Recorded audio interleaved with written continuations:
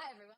Welcome back to Window Chats with Robyn, the podcast where I sit by my window and chat with very interesting people. Today's guest is Maarika Freund. Maarika, thank you so much for joining me. Oh my gosh, thank you so much for having me. I've actually been looking forward to this since we started talking about it. So I'm flattered. I do want to do just a couple trigger warnings before we start talking. Please, I think it's really important. We're going to be on a journey today, but topics that we will be broaching are subjects such as rape. And so if anyone is sensitive with that, just heads up on that. I'm aware that I struggle with giving trigger warnings because I feel like I'm just a triggering person and it's not my intention. So also be aware that we are both comedians. So we are not making light of anything that we're saying. That's just how we choose to approach such a heavy subject. I would phrase it like that. Feel free to jump in and save me from myself. But I think you're perfect. You're great. Okay. And you're not a triggering person, so stop it. Well, I think I say that because I just try and discuss topics that people don't want to talk about.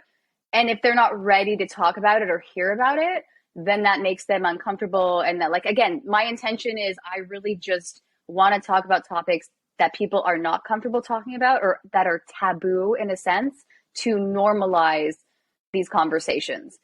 That's how I feel. That's something I actually really appreciate about you, and I really appreciate about this podcast that you have. So I'm honored to be here. I'm honored that you were willing to be a guest. Look, if anyone is following Maarika on social media, which you should be, and I will tag you and everyone share your journey. I appreciate that so much. Thank you. Well, I know Maarika from, I don't even know if we've met in person. Have we? This is No, I think it's all a pandemic love story. We were doing an acting class online. And again, with acting and the whole film industry, it is what it is during the pandemic. We were trying to make it work, figuring it out, doing scenes, getting creative. It is what it is. But then I read Peaches, or listen to Peaches as well. You write it out and you listen to it. There's a lot of options. I appreciate your podcast. Oh, thank you. But then, and I go, oh my goodness, you were going through this during the pandemic. And I wasn't ready for that because again, everyone's going through a lot. You never know what people are going through. And that's a lot of stories that are really resonating with me now, or you never know what people are going through. And I read yours and I go, that's what you were going through? Oh my gosh. It's sometimes I read stories and I go, I don't have a right to complain about my life. And that is how I felt when I took a deep dive into Peaches. So that's thought done. Okay. Yeah, it was definitely a lot for the pandemic. It also slowed things down a whole bunch, especially with the process of lifting the publication ban. I don't know. Maybe we should explain what a publication ban is. Yes. So I'm actually, you know what? I realized I jumped into Peaches without even explaining, you had an experience. I don't want I don't know how much in detail you, okay. You know your audience best. So if you have quick explanations as to what it all is, then go for it. But if you want me to, I feel I don't want to say your story. You know what I mean? I'm I don't know if it's my story to tell. It's funny. I kind of feel like it's all of our stories, because it does affect all of us. So a publication ban, in my case, so I was the key witness in a rape trial that ended up going all the way to the Superior Court of Justice in Toronto, Ontario, which is a very lengthy process to begin with.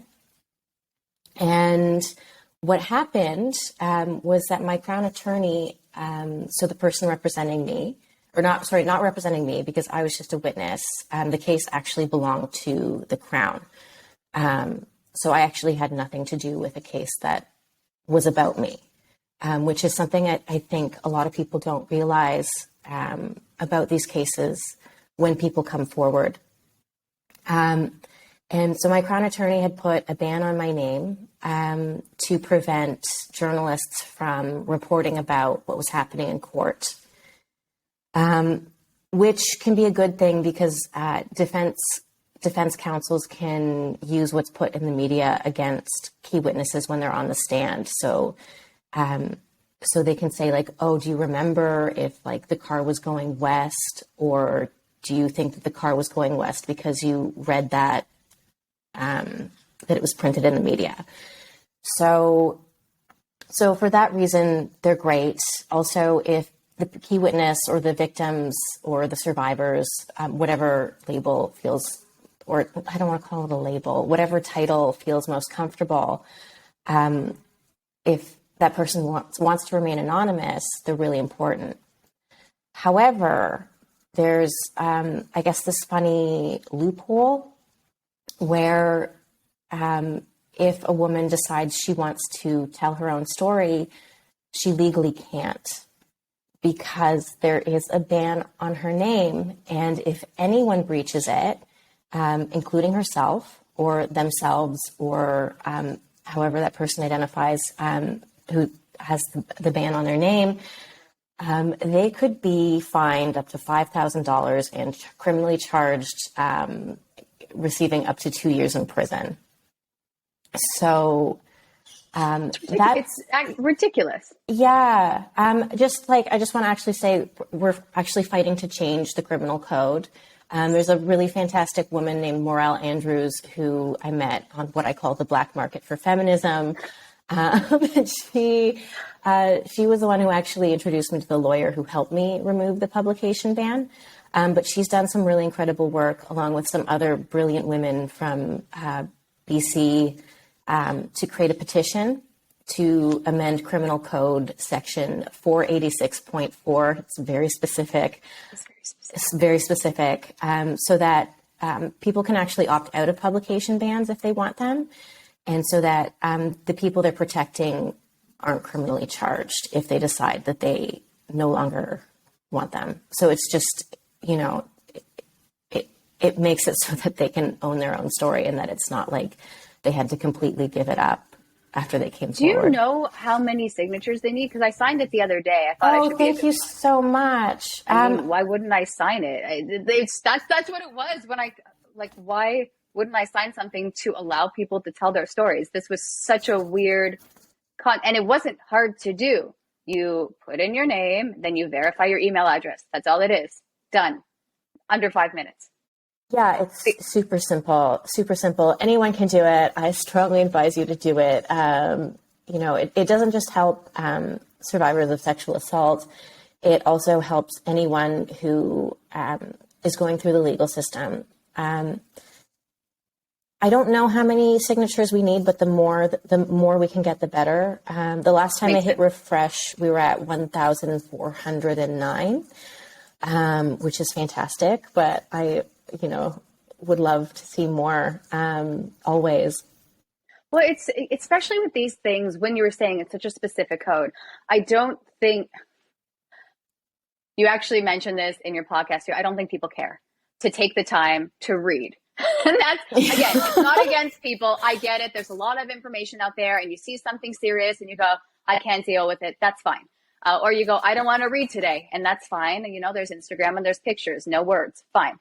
But it's it doesn't take long to do. And if for some reason this doesn't make sense to you, like if you don't support people telling their stories, that's fine. Don't sign it. But I think the majority of people would be, yeah, okay, cool. I will take. And again, I said 5 minutes just because my email was slow. Like it's a very quick inputting your name, where you live. You have to be a Canadian citizen, I believe. Yeah, you have to be a Canadian citizen. Yeah, I found it did take 5 minutes for me too, because the confirmation email did take a hot minute. So everybody who's signing, just know that you're going to have to wait a hot minute before you can confirm. I know, but also, what does that say about us? I'm like so impatient, refreshing. I go, what's going on here? I have to wait. So yes, let's be patient. Just like all of the women who had to be when they were trying to lift the publication bans on their names. I know. I'm like, just be patient. You've got 5 minutes. Years. Oh my God. Yeah, it took 2 years. Well, actually, I thought that there wasn't going to be a ban on my name. So just before I went in to sit on the stand, my Crown attorney said, like, oh, do you want a publication ban? And I asked her, what is that? And all she said to me was that it just stops journalists from telling your story. And I say this in the podcast, I wanted the story to be out there because I know that I was told there were other victims. And I wanted them to feel brave enough about coming forward if they wanted to, because it's not easy. It's really not easy to do that. And the system, at least when I was doing it, I like to believe that they've been iterating as they go, and that they are learning as they go. I haven't been in court since, which is amazing. But at the time, it's just so not easy. And then also, like the social redemption would have been really nice for just people to know what I was going through, because it really affected my personality. And I was not always an easy person to be around because I was just so constantly paranoid because the court system put so much on my shoulders. I had to be so silent, and they just kept saying to me, if it gets back to the dude that you've been talking about this, then the whole thing is going to be nullified. And so it just, like, the pressure and the responsibility was actually incredibly overwhelming in a case that was about me but didn't belong to me at all. I'm getting chills as you're saying this. If my face looks weird, because you know what it was? It's not like you were raped, and that in and of itself is traumatic. But then you go, okay, I'm gonna share my story. I don't want this happening to other people. Okay. And then you take it a step further and go, I don't want other people to not be able to share their story. What is this publication ban? And you're like, is a warrior a weird way to describe you? I don't know. So sweet. Because I'm reading this and I go, it is so hard. It is such an isolating feeling and again, you talk about being a victim and a survivor. Like, if you're a survivor, you would have had to be a victim, and you address it really well. Great writing. And I say writing, thank you. If people want to, like, great listen.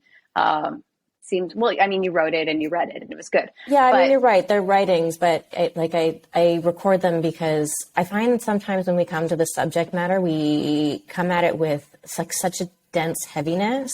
Mm-hmm. And I don't want it received with so much weight anymore. Because I feel like the heaviness makes it feel unsafe to engage with. Does that make sense? It not only does that make sense, but your reaction, and when people were questioning why you weren't angrier, right? And people were saying, why aren't you angry? They were telling you weren't reacting to being raped properly. And I go, oh, that a part of me is uncomfortable with that. Like, how dare someone say this is how you should react? What? Like the part that I loved the most was it was like a movie producer who told me that. And I was like, oh, is that why there's no diversity on this subject matter? Okay. I like to, how many times can I see someone, but it's also, and that's also, it's really funny because the actor in me, every time I would read cry in a script, I would be, oh, I can't do this role, because I wouldn't cry. And that doesn't mean that that's wrong. That's just how I would react in that situation. Mm-hmm. So for someone to say, why aren't you more upset that you were raped? You go, well, it happened in 2014. You came forward in 2017. Am I getting the timeline? Yeah, you did. Actually, that's right? Perfect. I'm super impressed, actually. I do my research. I don't remember all the time, so I'm impressed. Well, you recorded the dates. I'm gonna.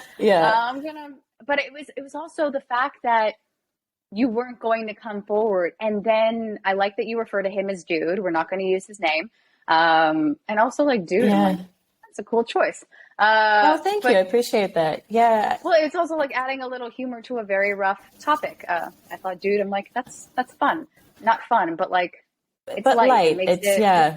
Yeah. I think also like the one thing I mentioned right off the bat is that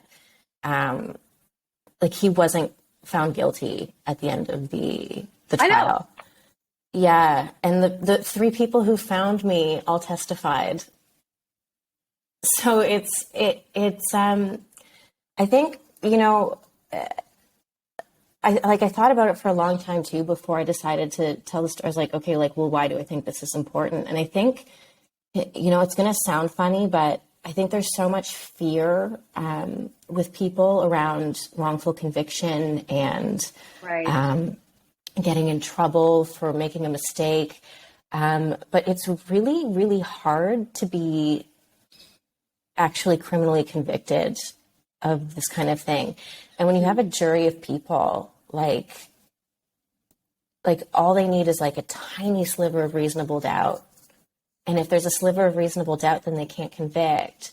And not only that, but even in the coming forward process in Canada anyway, like when you come forward, like you tell your story at the police station. Actually, first they come to your home and then you go to the police station. So there's multiple steps to it. But I can't even imagine, you wrote about this, or podcasted, let's just use that term going forward. And it was that phone call, right? Because you know, after that phone call, your life's changing. You're going down this road and you're saying, hey, hello, sir, I was raped. Like, I don't know the conversation, you know, but that, and you know what? I don't want to say that people that aren't coming forward are like, everyone is going to have their own experience. Everyone's life is different, right? And everyone's going to feel different. And I'm not saying that everyone should come forward, you know, or because what I find really, and again, maybe it's like the former pelvic floor physio in myself. I love think that you do that. I like that, or like, hats. You know, it's. I know I have way too much knowledge of the pelvic floor, but I think it's amazing. Thank you very much. But what I do find is when it comes to having intercourse, there's so much that should be communicated that is not communicated. So I do understand the need to protect people that are accused of rape. I do get that. Because when it comes out that if they weren't actually raped and there was just a miscommunication, that really does affect that person's life. But for someone to not be able to say, hey, I was raped, and to not even talk about it with a publication ban and that whole journey, I can't even imagine, because you want to even tell friends and family, like, hey, this is what I'm going through. But also then there's that whole stigma. Oh, you talk about feeling like a loser a lot. Yeah. I died on the inside when I read that. Oh my gosh, no, Maarika. Ooh. Yeah, I think it was, you know, it's interesting. Until I actually embraced that feeling, I had such writer's block. I was trying so hard for so long to be like the strong warrior that you just described me as, but I just felt like a loser who was cast out of society, and like, you know, is lucky if people invite me to like a holiday party, like as a charitable gesture. You're not missing out on things. Holiday parties are terrible. I don't know what these are. That's a whole other side conversation. What is this party? Throwing the little Hanukkah in the corner, the sad one that's lit wrong. It's not even Hanukkah yet. You lit the candles. It's weird. Okay. It was yesterday. Yeah, it was yesterday. You know, and like it's a fully lit Hanukkah. Actually, it's funny that you say that, because we actually had a full-on discussion about where to put the whether we went in the end or in the middle, and the one that we have is on the end. Like the shamash? Yeah. Yeah, the helper. Sorry, I should have said, yeah. Yeah. I just assumed everybody knew. No, honestly, they're doing a lot better. I watched this Hallmark, it was called Hanukkah on Rye. I don't know if it's Hallmark. I just call every movie of the week a Hallmark. And they actually did a really good job with the Judaism. I was very impressed. Awesome. Minor things, but I'm like, okay, yeah, you get it. No, it's awesome. Like, go to their holiday party. Okay. Good. People should be trying and including. And well, we're talking about, you know, proper representation. They were both Jewish. I appreciate that. The lead actors. That's helpful. Yeah. That is very helpful. Yeah. Yeah, I like it. Yeah. I like it a lot. I think it's a Hanukkah and rape discussion, so that's a weird combination, but that is what it is. Festival of Lights, yes. You never know what you're going to get on these chats. That is And we're going to say Festival of Lights. I'm doing this at 9 a.m. my time, your 4 p.m. Israel time. So we're going to Yeah. have a whole array of lights changing on us. I'm going to be whitewashed very shortly. This whole window chat idea is really not working in the winter here. It's Oh, because there's so much white snow outside. yeah, and it's rarely a sunny day, but today's okay. We'll see. I'm feeling I it. might have I'm to gonna turn around and put the light on because it's like the sun sets so early here in the winter. It's 23 degrees today. So I'm I like, yeah, it's not. although you know what, there was a time I went to Israel in December and it was chilly and I wish I would have brought a winter coat. But I say chilly like maybe what was it? 10 degrees? But that was Last cold for Israel, I think. last winter, I was wearing like my Canadian puffer jacket because it went down to 6 degrees and it was rainy. So it does get cold. You're right. Yeah. Yeah. But I today mean, it's not it wasn't. minus, what is it, -8 this morning or what? It's not the Ooh. minuses. Yeah. You know what's different though is that in Canada it's toasty inside, but here Mm, the apartments are designed for hot weather, and so it's really cold in the winter. So yeah. yeah.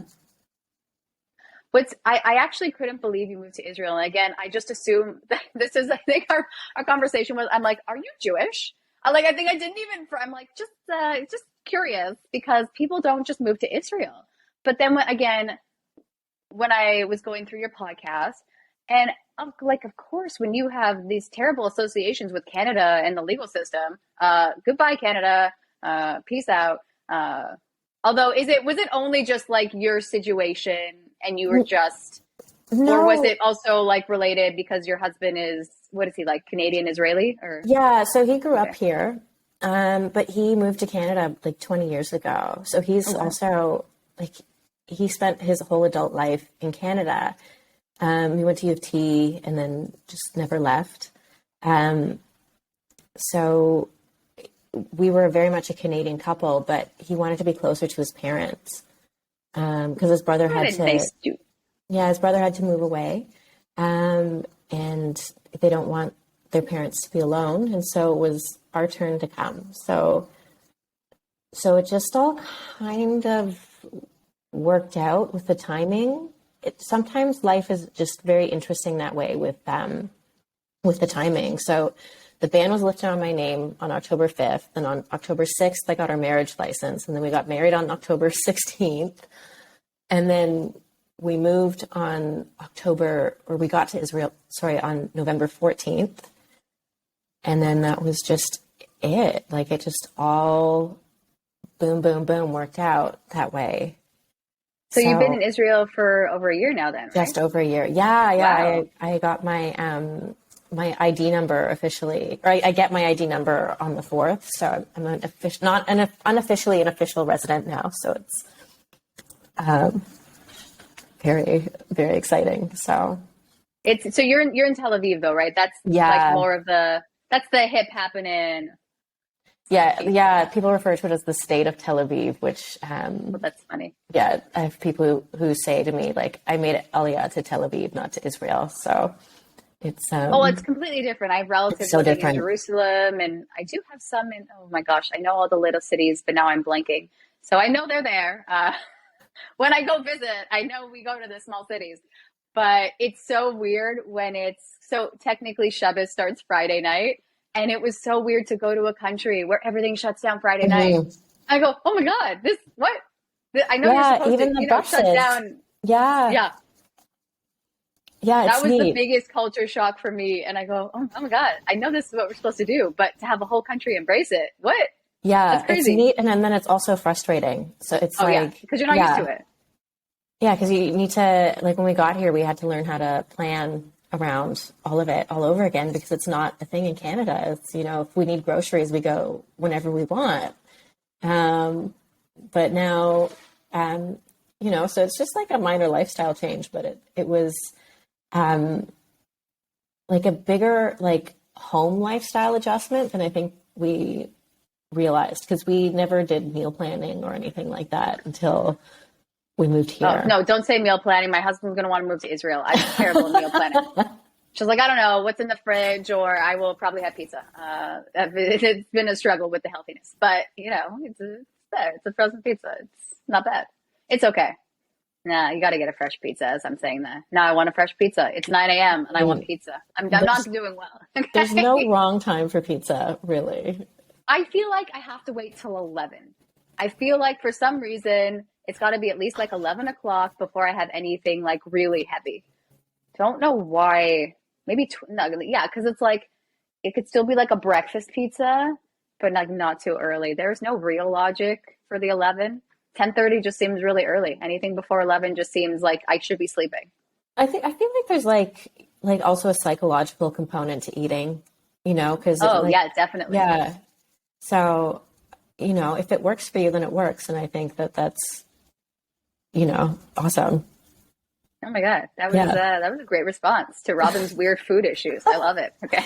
Like, I don't know how to respond to this. Do I validate her as a human? Okay. All right. Yeah. You're doing well. Totally valid. That's okay. Now I'm just thinking of different food that should not be eaten before a certain time. Oh, and this is the podcast right there. Okay. Oh my gosh. That's so fun. I just really again wanted to have you on because I find like life is so challenging and people are always going through so much. And like I said before, you never know what people are going through, but for you to really want to make sure that no one has to deal with what you had to deal with, I thought that takes a really special person, because you could just kind of figure it out, whatever, and move on and be like, that was horrendous and I don't want to talk about it. I just smile. My husband's trying to quietly take a cake out of the fridge. Oh, it's no, okay. You're fine. You're doing great. Okay. We can't hear him. So. No, I get that, navigating that. I know. Normally, I feel like. I'm sorry, I didn't mean to take away from like your sweet sentimental thing. So. No, it's fine. I revoke the compliment. Whatever. You're okay. It was really just like what made you feel the need to help other people? Sorry but it just sounded like you go through this experience. It's horrible. You also chose not to share it right away. And then you're like, no, not only am I going to share this, I'm going to help other people. I thought, what a journey you've been on. Yeah, I always wanted to help. I think like part of the waiting though, it wasn't even so much like not knowing whether or not I wanted to help people, but not knowing what my voice sounded like. Oh. I think the hardest thing for me coming at it was that there were so many people who had, like when they started to find out what I was going through and like what I was trying to do, had so many opinions about what I should be saying and how I should be saying it and when I should be saying it. Like, I had hired a life coach to help me through the waiting period of when we submitted the ban, and then I had to wait for basically dude's approval, kind of. Like he was granted basically an extra 70 days to think about whether or not there's any valid arguments about whether or not I should be allowed to have my voice back or like the rights to my own name. Which I know it's insane. It's crazy. So if he said no, you wouldn't have been able to share your story? He could say no. But the thing is that he needed to find a valid legal argument. There actually is no valid legal argument, but a lot of judges, because this is so new, are just giving the dudes in these situations the opportunity to come up with one, which just basically is just them handing over the reins back to our abusers. Yeah, you're giving them power again. Yeah. Yeah. Oh, that's something off with that. Yeah, so that was probably one of the worst time periods of my life, because it was just like I felt like people were just twiddling their thumbs, and I know he was dragging it out on purpose, because he didn't say anything in the end, and his team didn't give any statements or any response.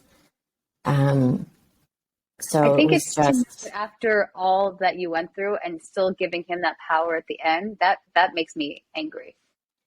yeah, it's really frustrating. Yeah. But I think it says a lot about the world we live in, because Yeah. I think that our legal system really does reflect our culture and our society. Um, and and we do still give the abusers a lot of power in these situations, and like, um, whether or not they they get to tell their stories or they get to say anything by continuing to silence women, or like not listening to, I'm just saying women because that's how I identify, but by even not listening to women, or checking up on your friends who have been through this, it's you're still allowing what the attacker has done to the victim. It's just the easiest language right now. That, like, you're giving that action so much power because it's now apparently changed the victim. Like, it's like tampered with the essence of this being. I don't know how else to say it. Sounds so poetic, but it's You're like, good with words. Don't oh, thank you. Like my DNA hasn't changed. Like, the experience definitely was traumatic, but I don't want that instance to have any power defining the life that I have. And I think that we are still very much defining women by what happened to them in these situations, especially when we put them in situations where they have to pretend like these things never happened. So I'm just getting back, like, I think because of this, like, I think a lot of people are very excited about me getting to use my voice, hmm and wanting to take the story, and have it be told. But they had so many opinions about it that I was like, I don't know where my view on what happened to me starts and where your opinion ends. Like, I don't, like, it just sort of became Right. this like big tangled knot inside my head. And I was like, I don't even understand what happened to me, because so many people have opinions about not even what happened to me, but like how I was behaving. Like, I had, And how you should deal with it. And yeah, that's, you know what? It's, you even, the way you were describing the story and saying how you were drugged and then kind of feeling bad for him that he felt the need to drug you. And I thought, what is this perspective? This was interesting. You have a very interesting outlook on it. yeah, I grew up in a family, that wasn't like, there was a lot of mental illness, I'll say, in my family. There's like addiction, definitely, addiction that, also traumatized people. And so it was not an easy upbringing. And my parents, bless them for who they are and doing the best job that they could in that situation. And, given the addiction, they did not always do a good job, in the sense that, like my sister and I, it's my opinion that, like, we should not have been growing up in that environment. But in that, I know that, if my parent wasn't battling that disease, things wouldn't have been as awful. And a lot of the decisions that, they made, they they wouldn't have been made, because it just came from, they really came from a place of weakness. I'm just like, I'm trying to, I mean, I think you'll probably figure out which parent it was. But it's just like, it's very new for me to talk about. Right, right. But so that being said, Well, I think even like, talking about it, it says like how you grew up kind of shapes who you are in a sense, right? The nature versus nurture discussion. So and I understand. Of course, it's hard to talk about. I yeah, hate talking about it. Yeah. but it gives me the ability to have the perspective of like what it is to feel love for the person who's attacked you. Right. And that's a common theme, I think. I think so. And I Yeah. think that it is, it's a complicated emotion because, you know, for me growing up, it's like I have all of these great memories with my parents, but it also doesn't mean that like I wasn't so traumatized. Like right now, I'm not speaking to either of them because that's what I need for my healing journey. But it also doesn't mean that the love's not there. But it also doesn't mean that these terrible things didn't happen, you know? So it's, You're just trying to navigate. There's no right or wrong way. yeah. And that's why, again, these discussions of like, this is the fact that you said, this is what I need for my healing. I think that is a really strong phrase for you to be able to identify your needs and to actually put those needs into action, you know, because you go, oh, this might be helpful for my healing, but I don't want to offend anyone. You're going, no, no, no. This is what I think I need. This is my, I don't know, safe space in a sense. And I'm going to give myself this healing space. I think that's very strong of you. Thank you. No, I appreciate you saying that. Yeah, so I just like I don't really think that these attacks they don't come from a place of power. Like anybody who actually like feels empowered in their own life, like doesn't need to do that to like get action, you know? It's not, or it doesn't feel like in order to have power, they need to take it away from somebody else. It doesn't mean that it's not wrong and totally disturbing. But I just, like for me, even too with my upbringing, and this is like, I actually haven't touched on this in the podcast yet, but I'm excited. I can happily bring it up here. It's like my anger and upset, like isn't with the people who are doing these cruel things. Right. It's around the people who know what's going on, but do absolutely nothing to stop it. And so that's actually where all of my anger lies. And so when people are like, why aren't you angry? It's like, you're not asking me the right questions. Because there are things that make me feel so angry. Like I shouldn't have felt like a loser. Why did you let me feel like a loser? Like, was it to make yourself feel better? Like, did you need me to be in a bad situation so that like I could be like the touchstone for you so that you knew that your life was better than mine? Right. I don't quite get it. But I also know that up until the Me Too movement erupted in 2017, like we handled this very differently. We handled it so differently. Yeah. And, you know, I think that, like a lot of people who did let things just happen or didn't say anything or didn't check up on me, are still not reaching out now, even that the podcast has launched. And I don't think it's that because they don't care. I think it's because, like there's this theory I have now based on my life experience is that, people aren't so concerned about being good. They're more concerned about not being bad. Ooh, okay. And like in this world of cancel culture that we're currently living in, it's more important to not be bad. Yeah. And so if they have to face something that might make them bad or worse, canceled, they're not going to approach it.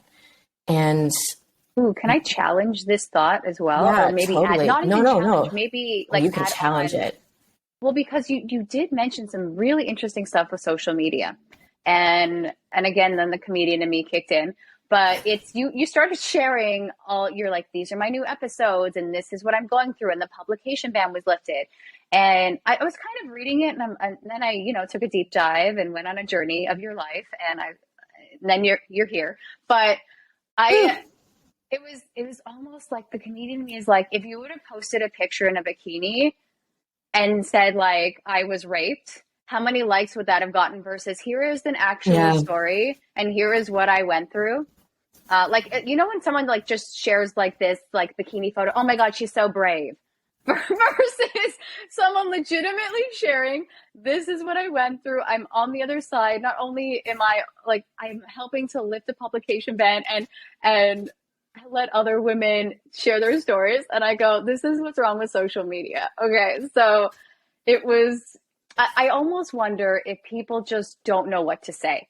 And I know there's a lot of people that are trying to share their grief and their, the dark side of life. And people don't want, when you're going through, you're like, oh, look at this little fun short video of how to make a cookie. You're not looking for, oh, this is serious. No, thank you. This is a phone. This is my object work. I struggle. But it's, I do wonder if people don't know what to say, or they're worried that what they say, not even like they'll be bad, but they'll make it worse, or they're uncomfortable. And I think it's almost like our responsibility as humans to be, okay, you know what? I've got a lot of stuff going on, but this person's clearly struggling, or not even clearly struggling. Like, they're sharing, they're opening up, and like, just send a quick, like, hey, proud of you, girl. Like, I don't know. What would you want them to say is my question. Like, that's what I would throw back at you, because it's hard, it's hard to know what to say. It's so hard.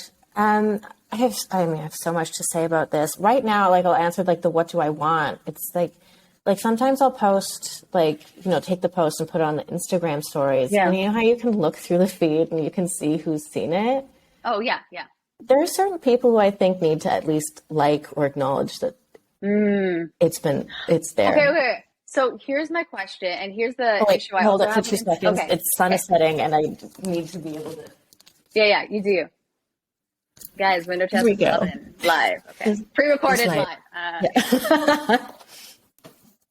But my frustration is the only option of heart, and because if I feel really weird if someone goes, my cat died.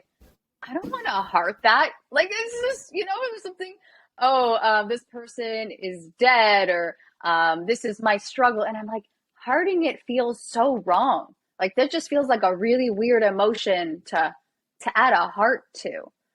But that could, again, I think I overthink a lot. It's very fun and unhealthy. But I mean, who doesn't have that overthinking addiction in 2022? Yeah, when we're going to carry it right into 2023 with us. Not shutting down my brain. Yeah, it's not going anywhere. No, not at all. So I think what would you want people that aren't commenting to say, or do you just want the heart? Which is also weird saying that. Yeah, I think the light culture. I say this in chapter 1. I think. I'm so exhausted from hearing you're so brave. Yeah, I know. I was saying that. I'm like, Robyn, don't say that. And then I couldn't stop saying no, but like, I also, like, I know, but no, but that's like also not the only thing you're saying to me. So it's just, it's because it's starting to feel a bit dismissive. Like, it's like this is what you say. Okay. That's how I take it. I might have done a Google search. Yes. What do you say? I was curious, and this is part of the conversation. Like, what do I say to someone? How's your pelvic floor? That seems like a weird opener.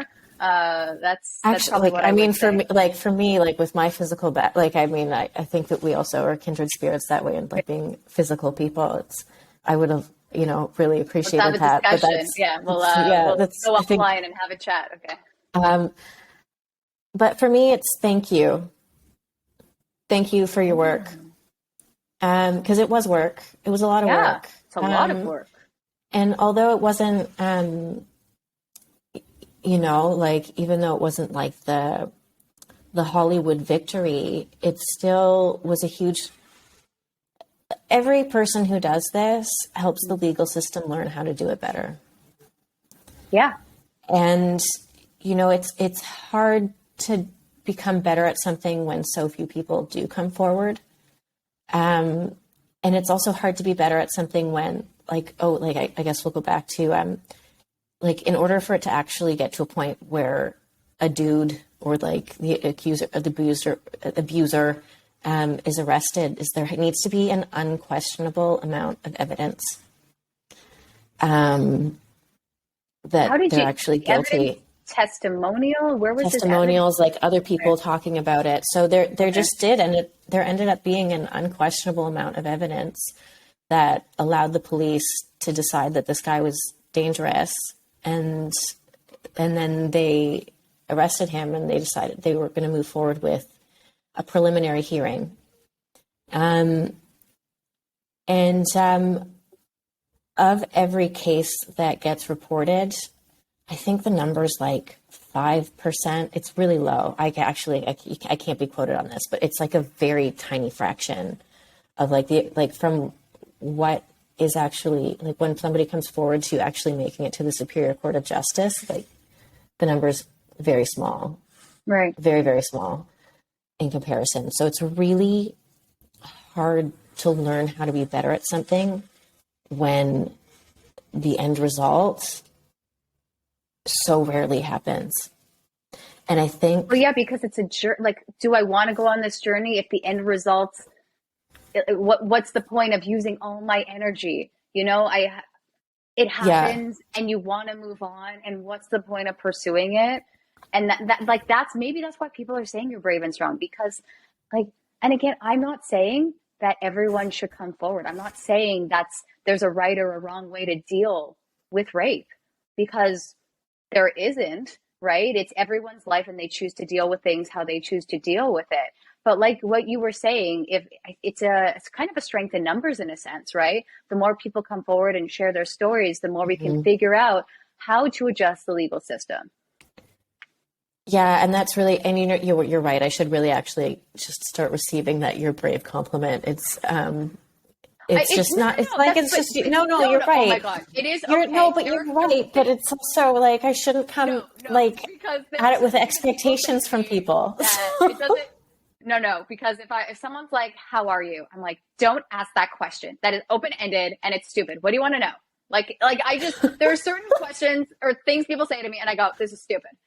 So you're allowed to have a response to not like when people say things. That's fair. And I wasn't picking on that because there are weird responses that I have to things that I should be okay with receiving. And I am not.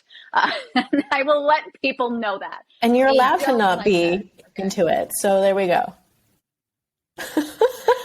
And then people say I should be okay with it. And I'm like, no. And then we go into the whole thing. And then I do comedy, and comedy's the best. Yeah, I think it's therapeutic, right? And the fact that you're using this and you're going, this is my comedy, because it's not a funny topic. It's not, and it's a hard topic. Like I used to say, I tried doing a bunch of stand up on pelvic floor physio. It didn't go well. Some bits were okay. But the point, like there was someone in the audience in the front row and they were a little traumatized because they just went to see a pelvic floor physio. And then like the physio in me goes, oh, I don't want to ruin my license here. And I don't want people to not see a pelvic floor physio. So I kind of, that was the healthcare provider in me kind of silencing the comedian in me. It was a whole inner struggle. But the fact, I know that struggle so well. Yeah. It's hard because you don't want to offend people, but by sharing stories in a funny way, I find comedy really gets strong messages across. When I watch a show that's meant to be funny, but then they throw in like a life lesson, and I go, whoa, well done. That's eye-opening. Okay. Yeah, I think it does help you receive things because it opens you up. Like you're open, you're free, like you're having a good time. And you have the capacity to actually like take in things that are a bit more serious because I find that like we put up walls, and I think that happens too with the subject matter a lot. I think, you know, even just by doing this podcast is part of the reason why I'm so excited to be on Window Chats with Robyn is because I think people just assume that I'm going to be like given an angry podcast about all of the bad things that happened to me. But it might come across that way to some people. No, you have such a calm tone. It doesn't even, I think I'm more upset when people spell my name with an I based on the tone that you have when you do. I'm like, oh, okay. I need to check myself. But it's your name. Down. It's so different. I know it's a whole, I will never stop saying that. And then I will know if you haven't watched my podcast because you keep spelling my name with an I. And that is why you will never be a guest on the show. Okay.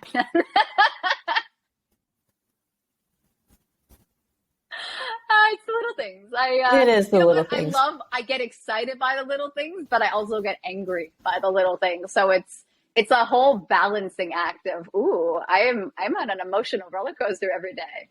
It's fun. Okay. Now I sound like someone that should be on meds, but that's cool. No, you don't sound like you should be on meds at all. Okay.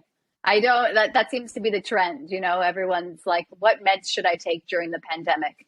Everyone's getting diagnosed with ADHD. I'm like, how can you not have ADHD? There's so much stimulus everywhere. How am I supposed Yeah, to? I feel like everybody, didn't they make some sort of study that like Bill Nye the Science Guy like actually like affected our generation's ability to take things because the show was so flashy. Yeah. And Bill there's so many Nye. short scenes. Yeah. Oh, wow. Blaming Bill Nye. That's Somebody, yeah, there's like some sort of article okay. somewhere that blames Bill Nye for. Oh, but he's trying to do some good. I mean, I think he's the Blame best. Bill. No, He's you can't so blame cute. Bill. I love that he came back. I love that. It's like when Pokemon came back, and I didn't really like them that much, but they came back, and I thought, cool, I'm still relevant. I know this game. I know these. You know? I know what some of these the youngins characters. are doing in the park. I know more than Pikachu. Yeah. I know more than Pikachu. I've got the Pikachu plush. I'm hip. Okay. I love how the sun is slowly setting, and my it's just rising. It's rising. We're going on. Yeah, we're definitely getting the time zone difference here. It's I don't know, like I have so many thoughts and so many different things, and I feel like now I'm just stuck mumbling my words because I think anything around the discussion of rape is so hard to talk about. There are so many factors because it's not just the two people that are in the situation. I mean, maybe there could be more than two people being like, it could be a group thing. I don't really, again, we don't discuss rape enough for us to know how many people can be raped at once. I don't know. That meant to be funny, but that came out sounding really weird. No, it was.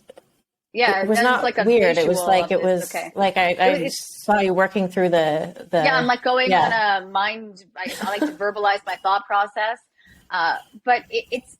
I almost think that it starts with a discussion of like, can we talk about sex? Like, I don't think we can. And that's what it's so crazy. Yeah, like this act that can traumatize so many people and has such huge repercussions. Like, if we just break it down before the act can happen, I'm all about preventative, clearly, like the physio. But if we can just prevent this from happening, think about what a completely different culture it would be. But we don't talk about it. No. I mean, I have some, like, I was working on this one comedy bit for a while that actually kind of got me, it didn't get me into trouble. There's one comedian who decided he didn't like it.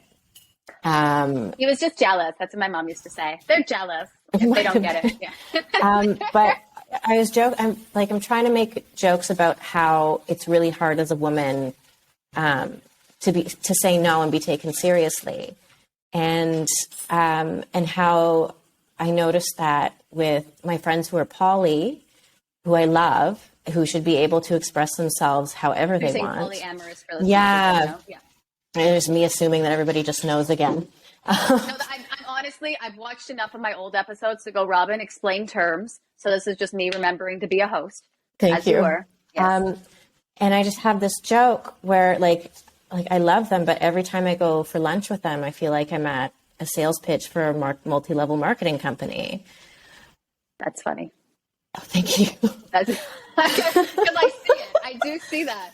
And now I'm writing this sketch. That's funny. Okay. And it's like there's all these arguments as to why, like, my no shouldn't mean no. And it's like they're trying to sell me on something that makes me doesn't make me uncomfortable. It's just not what I want. It's because it's not what I want and it's being forced on me. Now I'm uncomfortable. I wasn't able to express it I don't think I expressed it this eloquently but it's also a stand-up bit. So it was like, you're jumping around. You got to get there. Yeah, I get it. I think it was because I referred to them as diet Mormons as a joke, which might have been too mean. But it what do you mean, like the Mormon on a diet? or just, it's like being, because you know how like Mormons have like all the sister wives, and but because in a polyamorous relationship, everybody knows each other, right? So it's like, I was like, oh, it's like being diet Mormon. But I think that it was just a Just really picturing a Mormon diet. Like, is it paleo? Is it keto? What's going on there? What is their lifestyle choice? Okay. like not probably a much more offensive, like probably is very offensive. So I'm like in the kitchen. I love this. I honestly, I'm going on a journey with what's being made. There were birds at one point. Hey, like come over for coffee. Yeah, this is honestly so Israeli right now. Like, you just need so 7 Israeli, cell phones going off and you're good. Okay. We'll leave some voice messages. Yeah, Still I have some really love Canadian that you said it left in was us. an Israeli thing. That I'm like, yes, I'm Israeli. I leave voice messages. Let's do that. Let's just. It is such a I had to start getting used to it. Like pretty much as soon as I It's so started much making friends easier, here, but it was like, yeah, it's my tone. It's my sarcasm that doesn't translate in text. And so I just save myself. And then if like people don't listen, that's cool.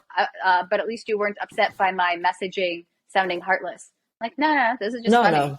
Yeah. No, I'm hilarious. I have like, this is so weird. I ran into someone the other day, and then I want to circle back because I had some thoughts on what you said, but I ran into someone and they're like, and they used the word that the bravest thing I could do is stand-up comedy.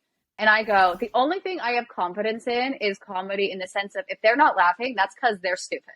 Like, I don't, as an actor, I wish if I sent out a self-tape and I'm like, I didn't get a call back, it's because they're stupid. Like, I wish I had that confidence.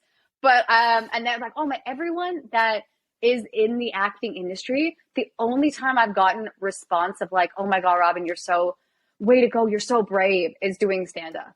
I'm like, all you have to do is stand up on stage and make shit up.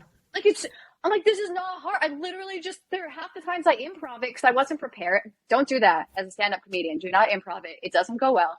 No, it really doesn't. It's really bad. And that's, I don't You do end that. up offending everybody by accident. Yeah, like I did with my like silly diet Mormon comment. Anyway, I love you. Also, I love my poly friends. Just not in that way. So that's all.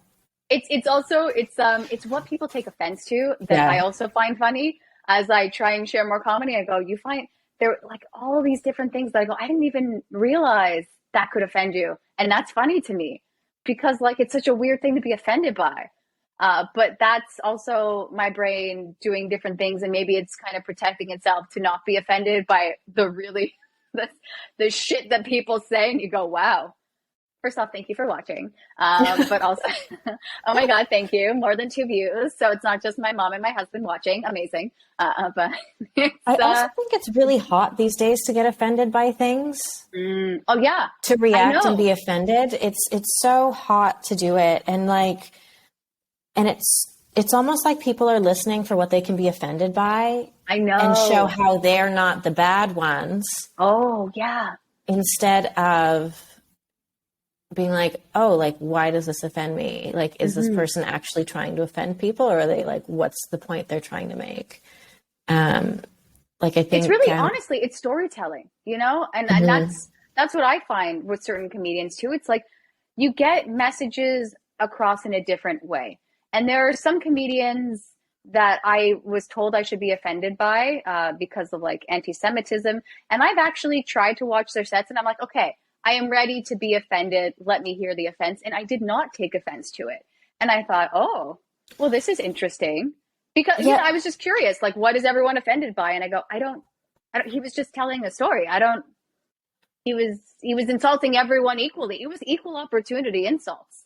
It's a comedian. Sarah Silverman has a really great, she had on her, she put a clip from her podcast on Instagram, where she talks about roasting people, and you can't, if you roast people, it has to be with love in your heart.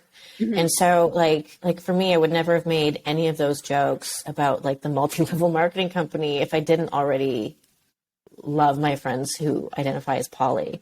But when you don't have love in your heart, then it's like, oh, what is this? But I think it's tough. Yeah, you're right. If there's if there's no love and if there's no understanding of what you're doing comedy on, if someone just starts spewing anti-Semitism, like, ha ha ha ha, I'm like, okay, that's not funny. That's hate speech.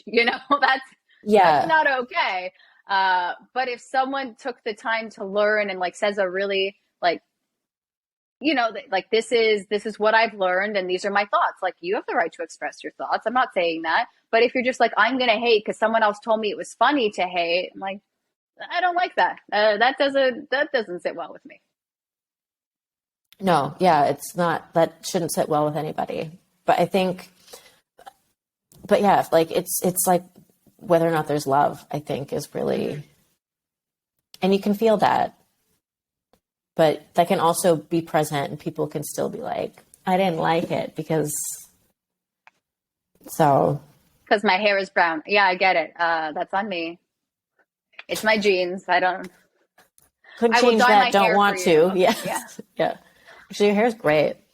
Oh, thank you. Yeah. I really just thought of my brown hair because that was the thing that was sticking out in this white background, light green shirt frame. So it's just the hair. I did want to circle back to what you were saying, like regarding polyamorous, but it's not even the polyamorous. It was the whole being able to express what you want, I think is a really powerful thing, especially when it comes to having sex. And I don't know if I'm not even going to say it's a woman thing. I think in general, people don't know how to ask for what they want. And I think now, especially, you know, what was that gray, the color Oh, gray? Oh my God, this is so embarrassing. 50 Shades of Grey? Yes, thank you. 50 Shades. I'm like, Well, you 101 just Shades know of it's not Grey. on our nightstand. That's all. Okay. Yeah. Those kinds of books that are, you know, like, ooh, it's okay to want a little bit of a saucy sexual experience, right? And there might be people that are really into all sorts of different things, and that's totally fine, right? Everyone is allowed to have like kinks and whatever they're into in the bedroom or outside of the bedroom. You do your thing, and you know you have the safe word and everything. So it's not trying to shame anyone into what they're into. Like if they're really into the whole power dynamic, that could be a little tricky as well. Like what if they push the power dynamic too far? And then is that right? Like there are so many factors into not being able to communicate properly when you have sex, and it leads to horrible outcomes and traumatic outcomes, right? Yeah. And then you're left feeling so empty inside for so long, and you go, I wish I would have been able to express myself, or even people that like they never say anything, and it's like, and they just feel like I this is what it is. This is what sex is. It should just be for someone else's pleasure, and I'm just here. There, I have a lot of thoughts on sex. I've talked about it a lot. So Yeah, I think it also means so many different things to different people. yeah.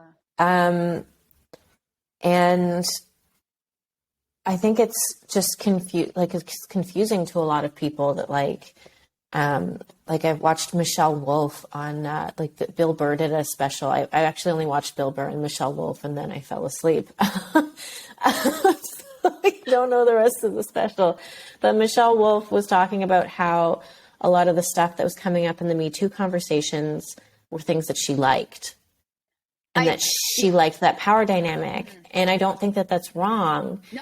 And I think that it is confusing for people.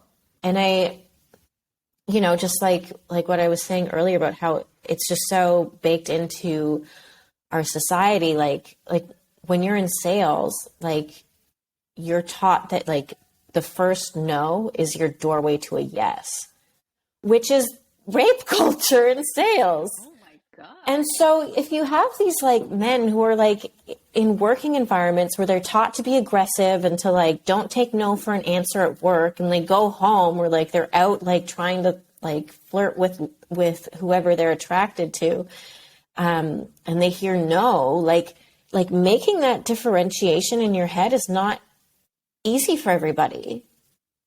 I mean, it should be, but if you're trained to like from somebody who you respect, right? Because like you're being taught this by your manager or like who, I don't know, like maybe it might be ingrained at a young age. It could be at any point along the life cycle. I'm not saying that like the behavior is right in any sort. Like I came forward, like I definitely like stand up and against this this culture absolutely. But I do think that we're just so naive to assume that it's black and white. Yeah. Yeah. Thank you for raising that point. I'm not saying like I support the rapist, you know? Yeah. I'm trying to figure out how to prevent this rape from happening, how to have the conversations, how to have, and I know there are people, there are like, not even sex coaches, but even people that can help with healthy communication when it comes to sex. And I'm not saying it's like, it doesn't always happen that that you have a long partner, right? It could, so you're walking down the street and it happens. And in that case, no, it will not be a conversation of, is this okay? That is a non-consensual act. So I'm not saying like this is like what you said, it's not black and white. It's just how can we try and prevent it? I don't know. I think I'm just kind of talking and seeing if ideas will come up in my head. I haven't really reached a conclusion for my thoughts, but it's very tricky. It's very tricky. It's very tricky. And I think the main thing right now, or at least what I'm trying to do with Peaches, is make it so that we can start to have these discussions and we can start to ask questions, because nobody is going to have the same response to it. And it's like, I even feel like I don't fit in with the other survivors because I don't want to drag their dude's name through the mud. Like, it's not like, I don't think it's going to help anybody. And it's interesting because someone else might say, this will help me heal. Right. And that's, everyone will process things differently. Everyone will heal differently. And I think that's why when it comes to how do we talk to someone, how do we approach the subject, and no one knows how to navigate these territories. No. And it's, and if it's not safe to start talking about it, I'm really afraid that, like after Me Too, it just like these feelings and urges just got so repressed that we're actually going to see more of this happening, like, or these happenings occurring. Like, I don't know if you saw in the news, but like there was at Cornell University, they've in November, there's a frat party and four people came forward about being drugged, and then one person came forward about being sexually assaulted because I think it's that somebody spiked the punch, I'm assuming. But Cornell put a huge, I haven't followed it since I read the story, so there might be an update, but yeah, that happened at Cornell in 2022. So it's not like, the stuff's not going away. Like bad things aren't going away, but how we respond to it can change. Yeah. And our tolerance for it can change. And in that, I don't think we should have tolerance for it. Right, right. That's, you bring that up, and I think I remember going to university and I was like, don't ever drink punch. Don't ever drink any open drink. Once you leave your drink, it's done. Get a new one. My mom literally gave me a rape whistle. Like, just be prepared. And I think it's so hard, like, because I know like my husband can walk downtown and he feels safe, but it's like, it's so hard to, walk, like, I remember being on university, I'm like, will I get raped? Like, is this a thing I should be? And you hear these stories and you go, yes, this is still a concern. Yeah. And it doesn't, it's so scary. It's so scary. Because like, what was I, like, late teens? How do you explain this to teenage, especially if people haven't had sex yet at all? And you go like, what's going to happen to me? Like, what is this thing I'm protecting myself against? And why are they doing it? Like, how do you explain, well, this is why this person might rape you. And you go, I don't. Oh. Yeah. It's like trying to put it's like, oh, you've wore a skirt that was too short and like like aroused. Yeah. It's really like all of the blame really gets put on the victim. Mm-hmm. Like the victim carries so much through the whole thing.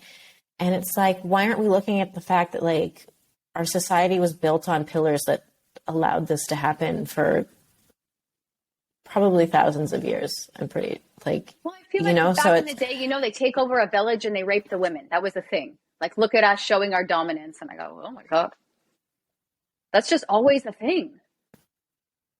And again, like, I'm not saying that men or anyone that identifies otherwise don't get, and you mentioned that too in the podcast, because there are, I remember I was talking to a friend recently and I was saying, you're going to come on my show. And he's like, I was sexually assaulted. I can say this because he's never going to watch this episode. He doesn't watch my podcast. It's fine. But it was, but he's like, and it didn't matter to me, you know, and that was his reaction. And he's like, and I'm not traumatized by it. And again, that's how he felt, and that's okay. But there are other people that, like, can you imagine a man coming forward versus a woman? Like, they would be treated differently. You go, are you sure? Are you sure that was what it was? But even, and again, you even said too, like, coming forward as a white woman, right? And that response, and that, that one hit home. Ooh. Yeah, it's, I walked into it dripping with privilege. I really did. And it's so weird you're saying, and that's what I read, and you're like, I was privileged. I'm like, you were raped, but you still felt a privilege. And I go, there are so many different levels and so many different experiences that people are having surrounding the topic of rape. Yeah. Oh. It's, yeah, it's not okay. And I just, yeah, I just don't feel like the answer is like stopping the rapists. It's like it's creating a society that like feels comfortable talking about sex, feels comfortable with the word no. Yeah. Exactly. Yeah, comfortable with the word no. Yeah. Like no means no. Yeah. Or you can have a safe word. That seems to be a thing. That's fine. Or if you're really into, then just figure it's the communication aspect. Yeah, and the thing that kind of scares me the most, I mean, this might be a little bit too philosophical, I don't know, but it feels like it's starting to feel like sometimes the conversation around rape culture is just like there's a power stick and like whoever's got the stick is in power, and it's not like let's end rape culture. It's like, no, like I'm taking the power back and like this is how we have to do it.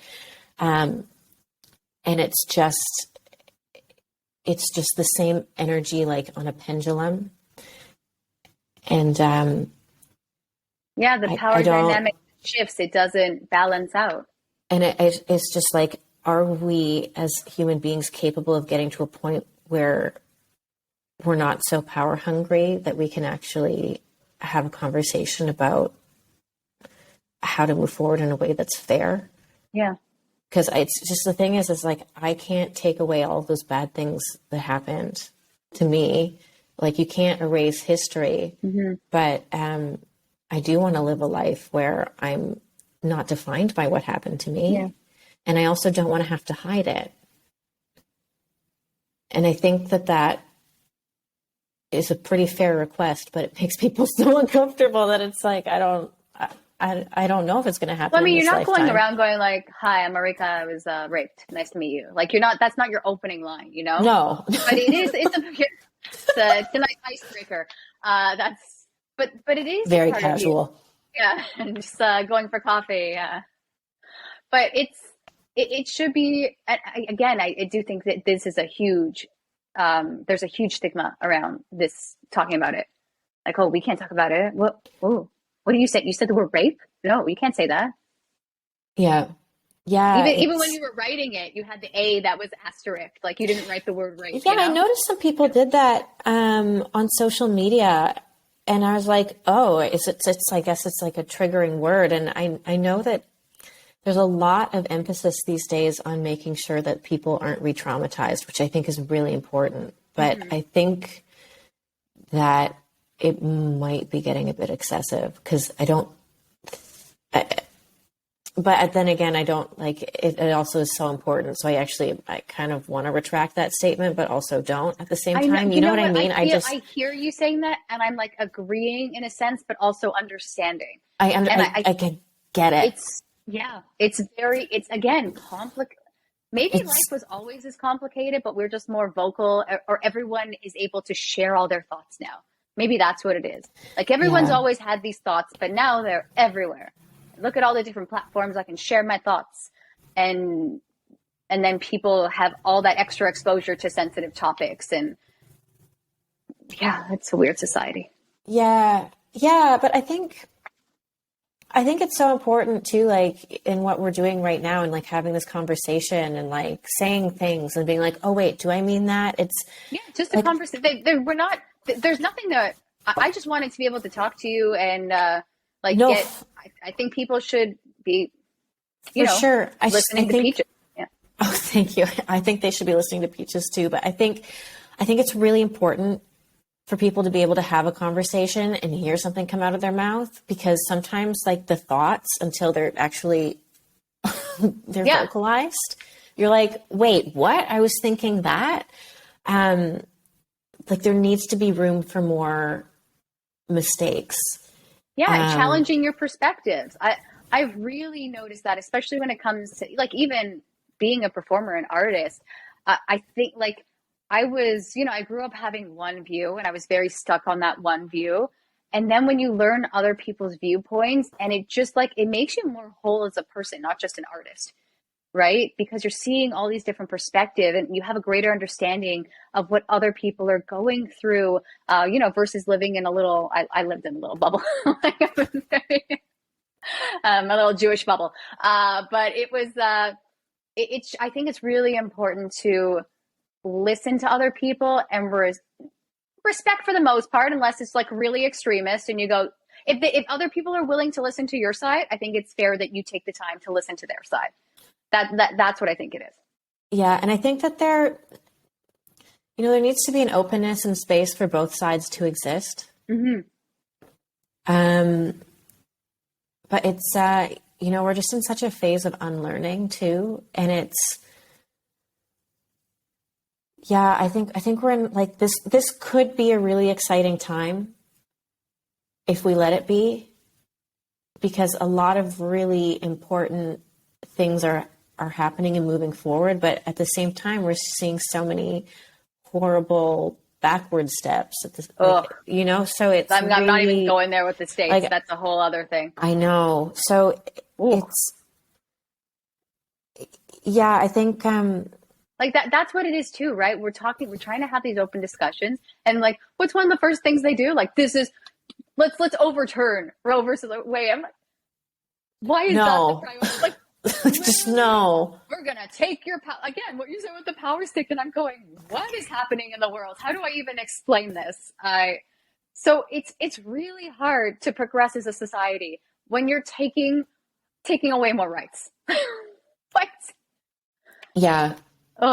It's real, and that's why, like, I don't know how we move forward as a society, but I hope even just making these conversations more accessible, and like just having a greater understanding that like we should be able to talk about this, and that if you're going through something and you're reaching out to people and they're making you feel like a loser or making you feel like shit, find other people, because you have to be able to talk about this.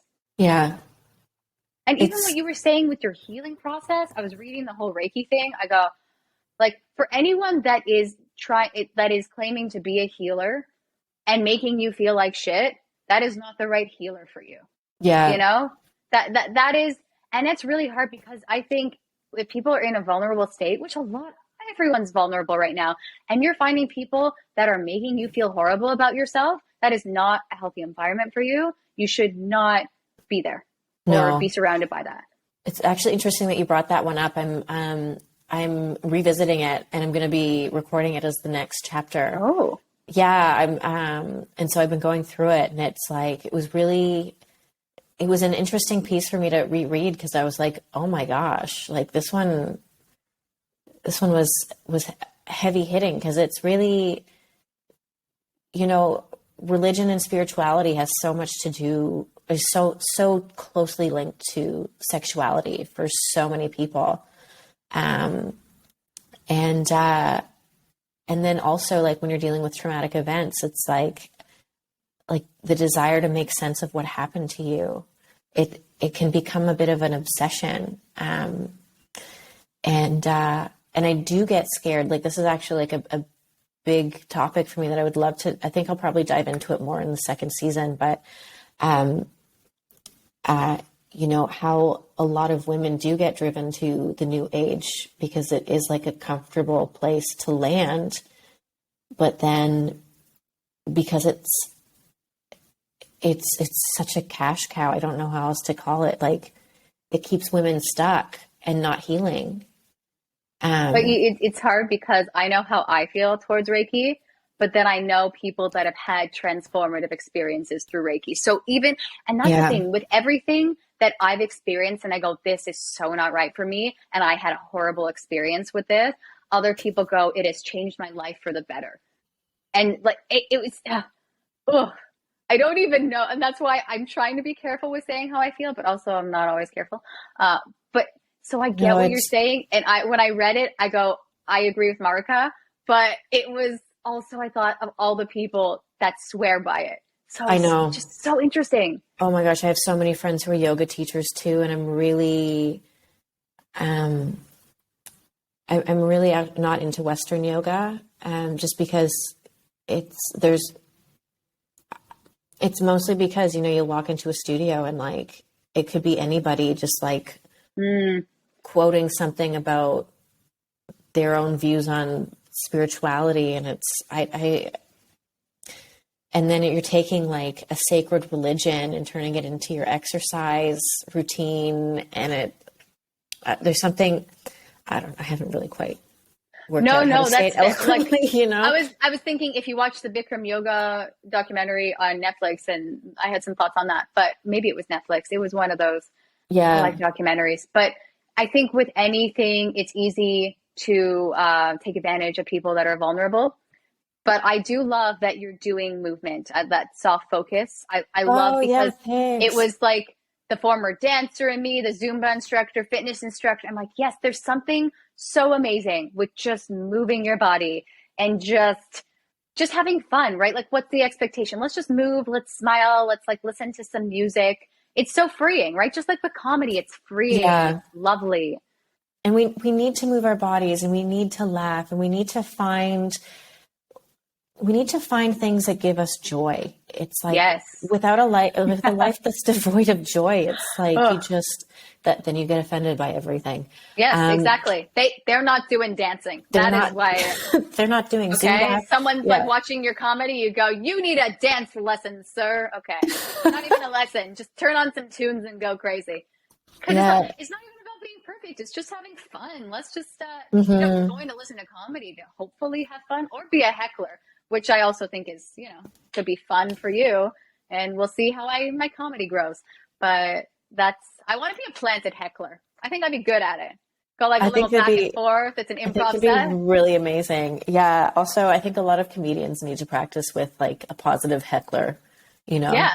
I'd be cheering them on like, yeah, you got this. You think you're so good. You're even better than you think you are. I feel like anything that you would say that could be remotely offensive would actually be the highest compliment. And so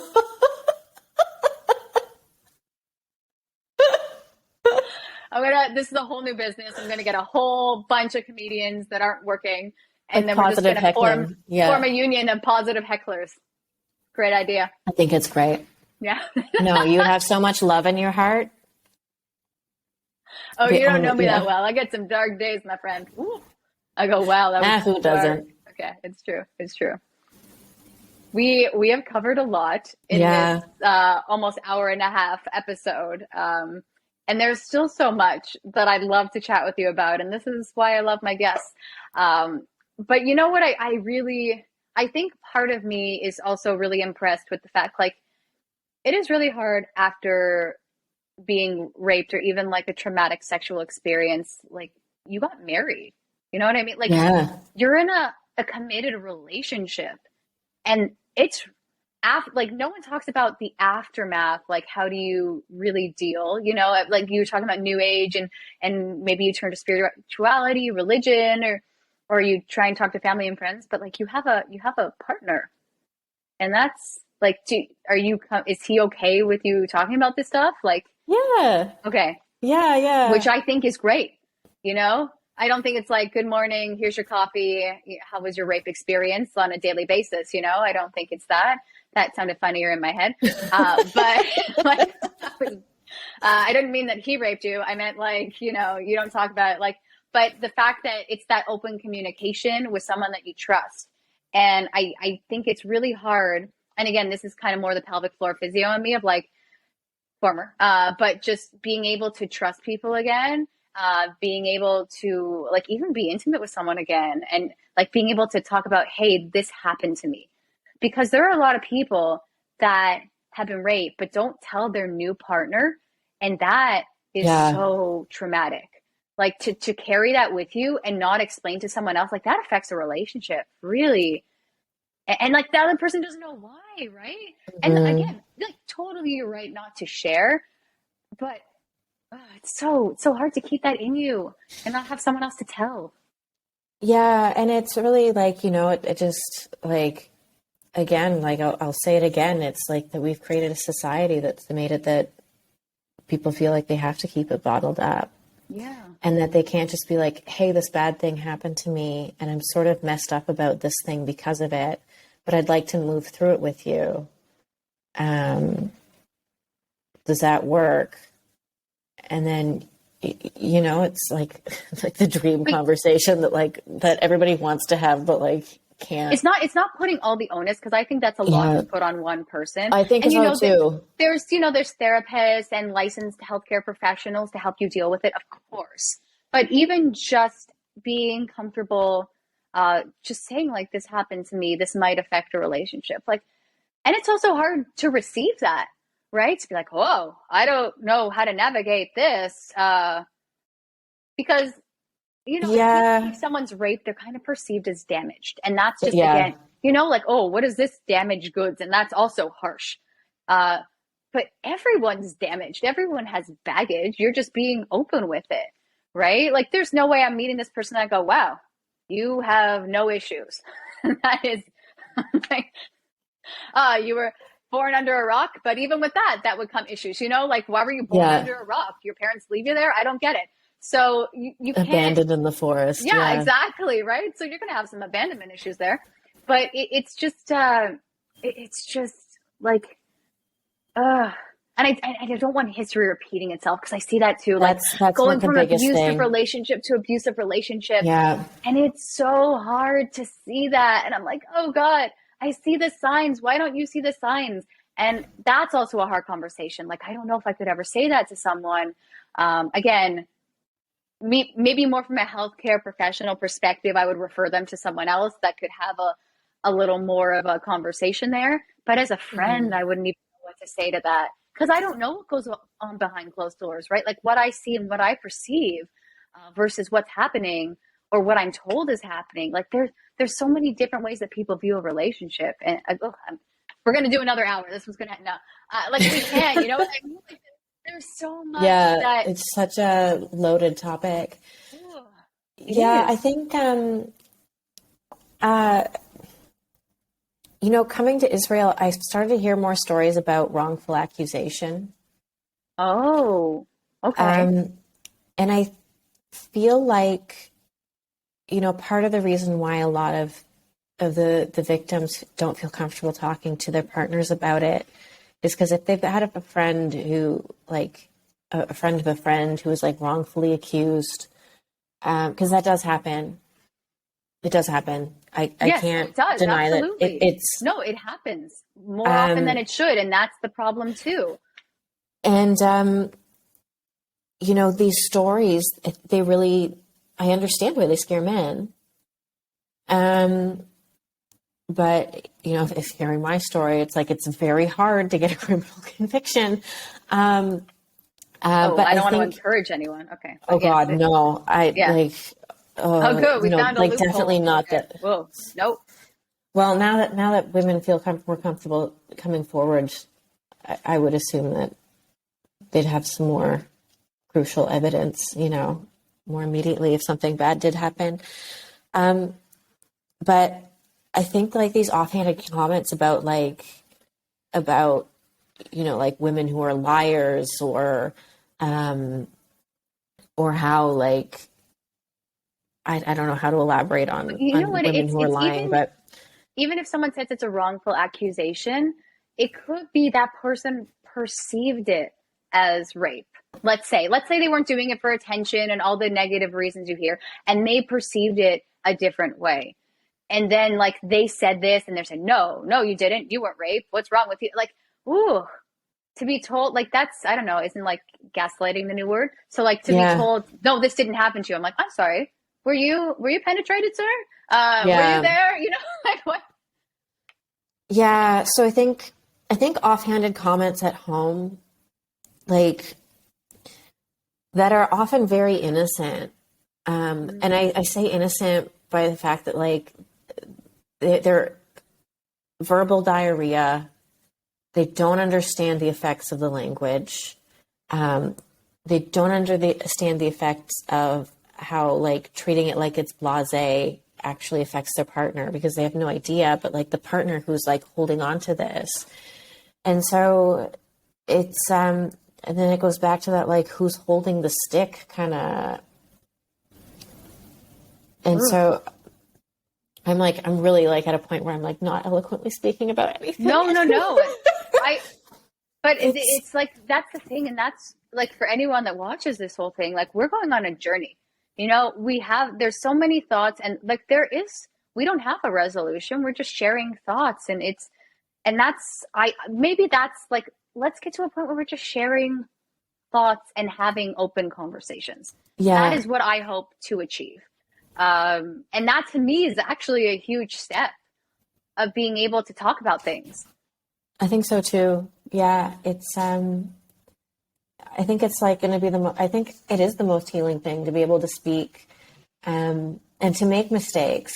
But to like that's the thing. If I have said anything on this podcast, my gosh, me too. You know what I mean? You message me and you go, Robyn, you offended me. I'd be like, that again, this is not our intention to offend. Let's have a conversation. Thoughts love in our hearts. Arose. Yeah. No, but exactly. I so appreciate this conversation, because it's like, I know I've probably said things that were like, not, you know, like always. I know I have the ability to edit on this pre-recorded, but I'm not going to edit myself. So because look what we said, we're learning. And it's and again, the intention isn't to insult. It's just literally, this is a lot of the ridiculousness of society, and there's so much polarization, and there's no way to prevent what's happening. So it's really a frustration that I try and laugh about, because otherwise I will go slowly crazy. Because when I can't do something and fix it, it really bothers me. And I will run for government. And I'll back your platform. Oh God, I would be terrible at politics. I don't want to do it. Yeah. I think my God, can you imagine? Are not good at politics. That would be so. If this is like, next thing you know, I'm a politician. Marie, oh my gosh. I almost called you Maarika. I'm like, Maarika, come on, Robyn. So you've been practicing the name. I get called Maarika a lot here. Like, well, you know, and again, I thought it was a Hebrew name, because I'm like spelling it out, Mem, Reish. I'm like, no, she's not Hebrew. Okay. There's an Aleph in there. Yeah. Oh, like after the Reish. Okay.